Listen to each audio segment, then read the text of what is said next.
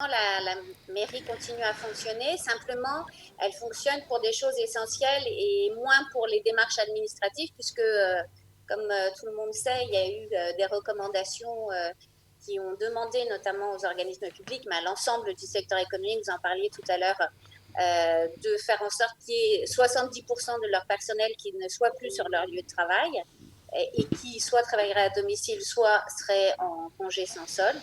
Donc, évidemment, la mairie s'est pliée à cette recommandation et s'est organisée en fonction, mais tous les services essentiels, via des plateformes téléphoniques, via la page Facebook, via le site de la mairie, fonctionnent. Et plus encore, on va vous en parler là, justement.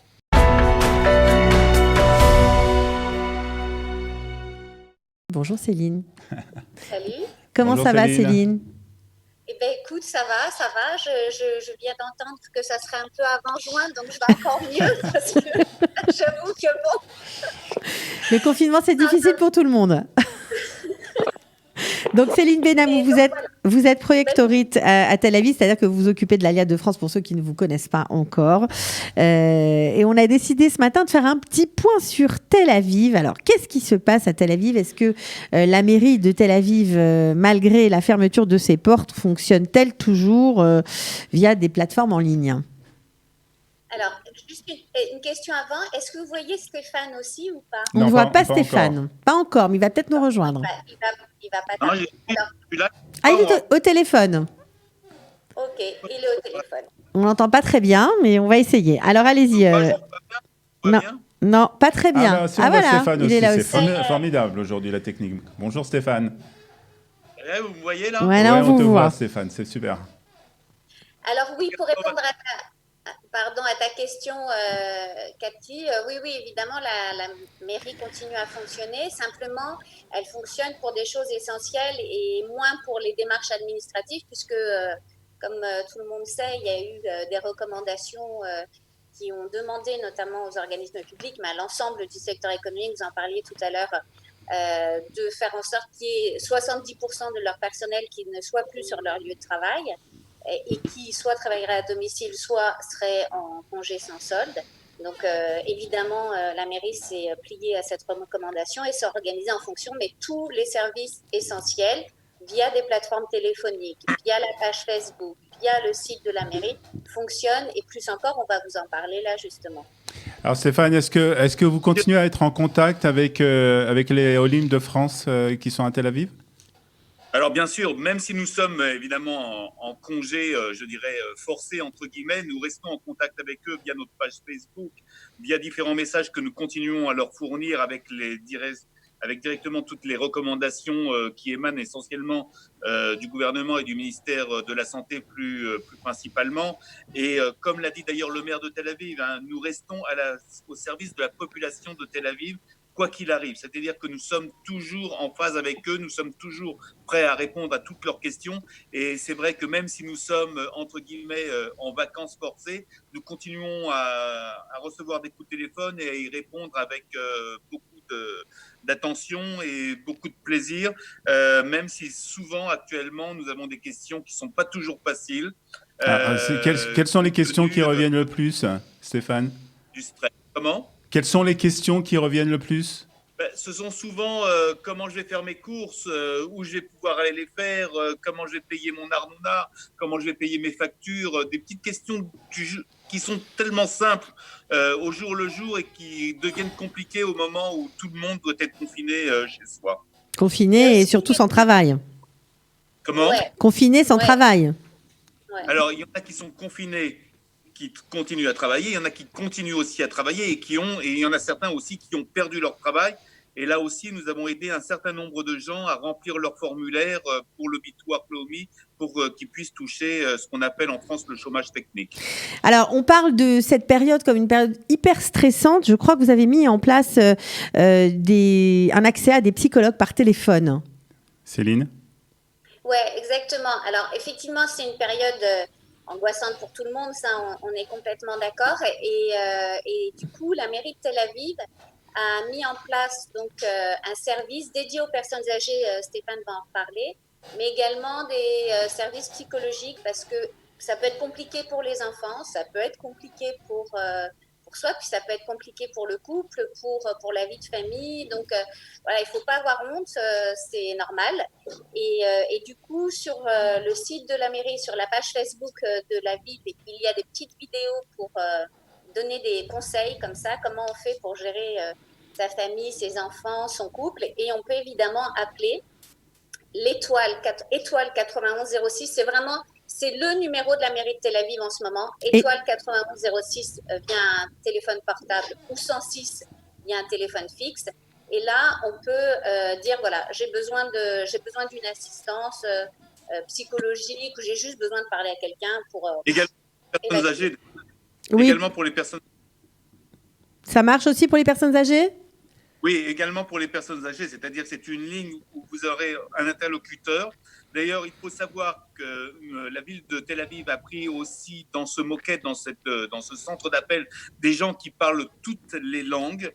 Donc, les gens qui ont des difficultés en hébreu peuvent aussi appeler l'étoile 9106, 91 106, étoile 91 106. Non, 91 06.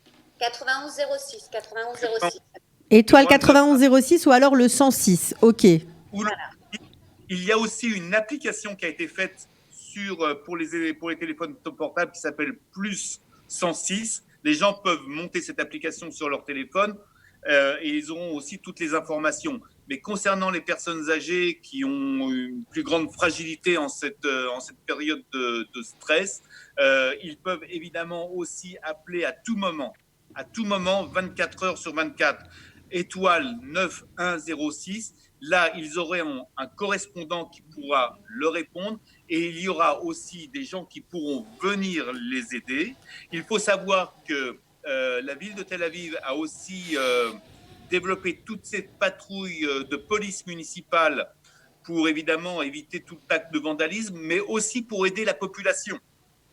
Donc, leur amener aussi quelquefois des commissions pour leur amener, pour les aider. C'est aussi peut-être le moment pour tous nos nouveaux immigrants de rentrer en contact avec leurs voisins, de discuter avec eux. Avec 2 mètres de distance, Stéphane. Voilà. À balcon interposé. Et moi, je peux vous dire qu'aujourd'hui, il y a une très, très grande solidarité qui se développe en Israël. Ça, on le voit. Mais à cause du coronavirus. On va terminer avec Céline, peut-être, parce que... oui, parce qu'il y a des trucs sympas qui se passent à Tel Aviv, oui. Olivier, mais bien sûr. Alors, juste pour les personnes âgées, pour revenir, comme effectivement, il y a les trucs nécessaires, mais juste pour qu'ils sachent aussi, en appelant ce 9106, ils ont droit à se faire livrer des repas d'un endroit qui s'appelle le Gourmet, qui est très bon. Et pour 22 shekels, ils ont droit à 7 repas. Formidable ça. Chacun 22 shekels et c'est vachement sympa parce que c'est hyper bon. Donc, ça, c'était pour dire rapidement, donc étoile 9106. Et puis, parce qu'il y a les besoins, mais la vie, elle continue. On a, grâce à Dieu, pour beaucoup des toits et voilà, et on retrouve la famille. Donc, il faut continuer à se divertir. Et donc, la mairie de Tel Aviv met tous ses services culturels en ligne. Il y a notamment l'exposition qui devait ouvrir là du musée de Tel Aviv. On peut faire une visite en ligne, il faut se mettre sur le site du musée de Tel Aviv. Il y a des pièces de Cameri et de Gesher qui sont accessibles évidemment gratuitement en ligne.